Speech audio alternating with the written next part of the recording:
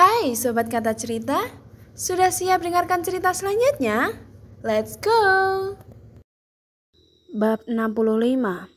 Pak Abizar yang mendapatkan telepon tersebut merasa tak percaya. Padahal semalam mereka masih berteleponan dan memberi kabar bahwa Naina sekarang sedang hamil. Namun sekarang kenapa jadi seperti ini? Dengan terburu-buru ia langsung memesan tiket pesawat untuk saat itu juga. Dan alhamdulillah ia langsung mendapatkannya tanpa harus menunggu terlalu lama. Meski ia harus mengeluarkan sedikit lebih banyak uang karena ia memesannya mendadak. Pak Abizar berangkat dari Madinah sendiri tanpa Bu Umiyah, sebab keadaan resto dan juga toko saat ini sedang ramai-ramainya. Maka dari itu Pak Abizar nekat berangkat sendiri. Ia memasrahkan semuanya kepada Sang Maha Pencipta saja. Ia hanya berharap dirinya bisa sampai dengan selamat di sana.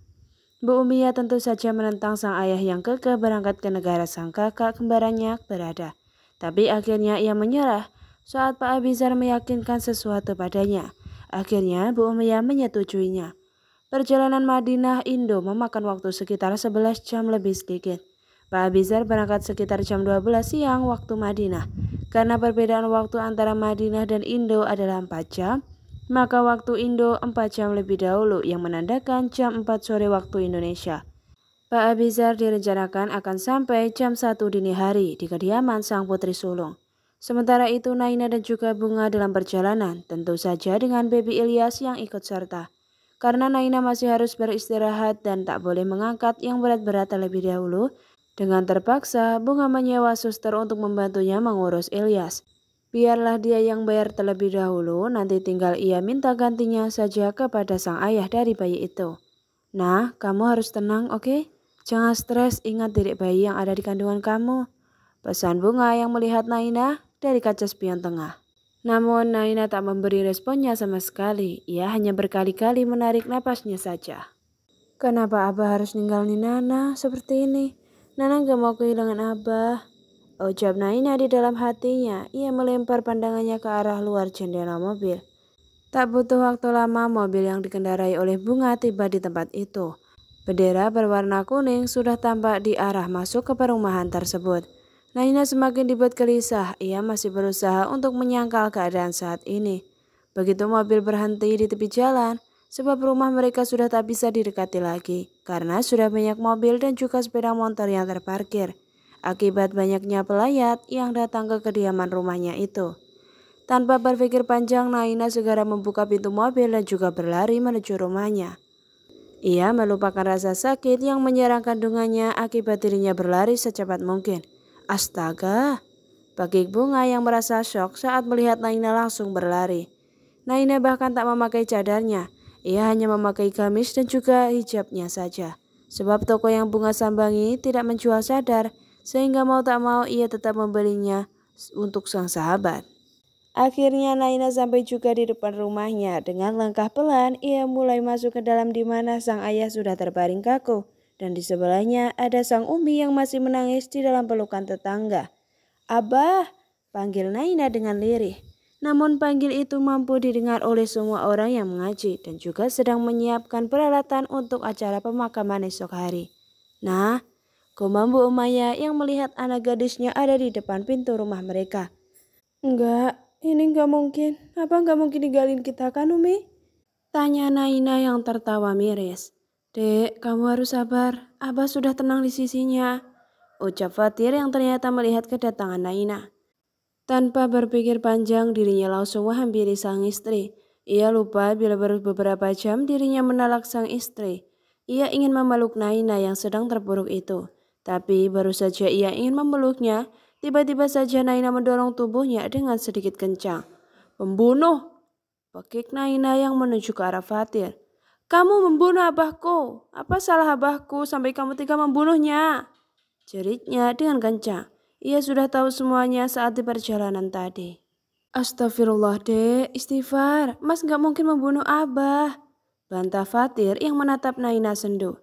Setelah kamu membunuh anakku, sekarang kamu juga membunuh abahku. Apa salahku terhadapmu? Aku tidak pernah mengusik hidupmu bersama Ning Rahma. Aku tidak pernah meminta kamu untuk segera mencintaiku. Aku selalu sabar menghadapi egomu itu, kekeras kepalaanmu itu. Tapi ini yang kamu balas dari rasa sakitku. ungkap Naina. Kalau saya punya salah, saya minta maaf kepada Anda. Bahkan bila perlu saya bersujud di bawah kakimu. Tapi saya mohon, jangan perlakukan kami seperti ini. Lanjutnya sambil bersimpuh di hadapan sang mantan suami. Semua orang yang menyaksikan dan juga mendengar perkataan Naina merasa syok. Mereka tak menyangka bila Pak Iman meninggal karena ulah sang menantu. Anda tidak perlu mendengar penjelasan saya. Anda berpikir apa yang Anda lihat itu benar tanpa mencari tahunya terlebih dahulu. Tudingnya sambil sesenggukan itu. Baim yang melihat itu tentu saja merasa bersalah terhadap Naina. Gara-gara dirinya sang pujaan hati mendapatkan masalah sebesar ini. Ia juga tak menyangka rumah tangga yang ia lihat tenang ternyata di dalamnya terdapat masalah sebesar ini. Andai ia bisa mengulang waktu, pasti ia tak akan menghampiri Naina dan masalah ini tak akan pernah terjadi. Tapi mau apa dibuat, nasi sudah menjadi bubur bukan? Yang bisa ia lakukan hanyalah berdoa semoga Pak Iman dalam keadaan yang baik dan juga masuk surga dengan cara yang baik pula.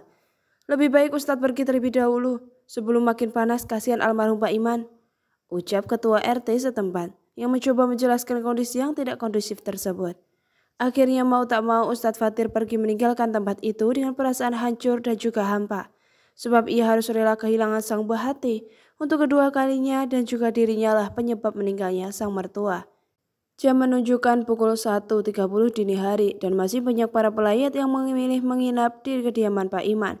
Dan ada juga yang memilih untuk pulang sebelum esok repot untuk acara pemakaman Pak Iman. Assalamualaikum, ucap Pak Abizar dengan nada suara yang bergetar saat melihat tubuh kaku sang menantu yang sudah tak bernyawa itu. Ia menjatuhkan tas ransel yang ia bawa dari sana. Ia masih tak menyangka bila sang menantu benar-benar sudah tiada. Ia pikir ini hanya bercanda saja untuk memancingnya datang ke Indonesia, tapi ternyata benar. Sang menantu sudah tak ada untuk selama-lamanya. Baba, jerit Bu Umayyah saat melihat sang ayah sudah tiba. Tanpa banyak berkata, ia langsung berlari mendekap sang ayah, menumpahkan air mata yang tiada hentinya itu. Baba, kenapa Mas Iman tega sekali dengan saya? Kenapa beliau pergi meninggalkan saya dan Nana? Lalu bagaimana dengan kehidupan kami selanjutnya tanpa dirinya? Ungkapnya dengan di sela-sela sesenggukannya itu. Ia menggunakan bahasa Arab sebab ia tahu bila sang baba sudah lupa bahasa Indonesia. Yang sabar ya nak, semua ini sudah garis takdir kalian. Tapi kalian tidak perlu khawatir sebab masih ada baba. Insya Allah baba masih kuat untuk melindungi kalian, sahut Pak Abizar yang menatap sendu ke arah sang menantu tersayang itu. Semasa hidup almarhum, Pak Iman tak pernah berbuat kasar ataupun berbuat semena-mena. Ia adalah contoh menantu idaman yang benar-benar sempurna menurutnya itu. Maka sangat disayangkan sekali bila sang menantu ternyata harus menghadap Sang Maha Kuasa terlebih dahulu. 1 minggu sudah semenjak kepergian Pak Iman untuk selama-lamanya itu. Kini Bu Umayyah, Naina dan juga Pak Abizar sedang berkemas untuk kepergiannya ke Madinah dengan diantar oleh Pak Samsul. Mana mungkin Pak Samsul membiarkan mereka pergi sendiri dalam keadaan seperti itu. Sementara Baim ia tak bisa mengantarnya seperti pesan Pak Iman waktu itu. Sebab Ilyas yang masih terlalu kecil untuk dibawa-bawa dan juga masih rentan kata dokter. Sehingga ia meminta sang ayah untuk menggantikannya mengantar mereka bertiga sampai ke Madinah. Pak Abizar tadinya menolak keinginan tersebut. Tapi setelah disampaikan pesan terakhir almarhum, maka Pak Abizar menerimanya dengan pasrah saja. Umi, sudah tidak ada yang lain lagi kan? Tanya Naina yang masuk ke dalam kamar sang Umi dan sang Abah. Begitu Naina masuk, ia melihat sang ibu yang menatap foto pernikahan mereka berdua yang masih dipajang di kamar tersebut. Umi, ikhlaskan Abah ya, semua untuk kebaikan Abah, ucap Naina yang memeluk sang ibu dari arah belakang. Umi masih tidak percaya Abahmu pergi meninggalkan kita secepat ini.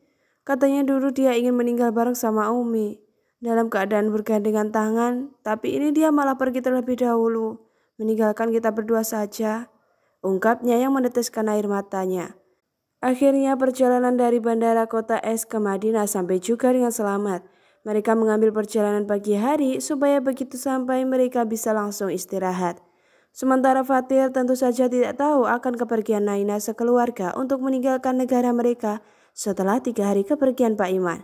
Pak Samsul membantu Pak Abizar mengurus surat izin pindah tempat dari Indonesia ke Madinah. Hanya butuh 2 hari saja, paspor Indonesia sudah keluar dan bisa digunakan untuk menetap di Madinah selama 20 tahun mendatang. Sore harinya Ustadz Fatir datang ke rumah Pak Iman untuk meminta maaf, tapi begitu sampai ia syok rumah dalam keadaan kosong dan tergembok dari luar dan bertuliskan, rumah ini dijual. Flashback off. Bersambung, lanjut di bab 66 ya.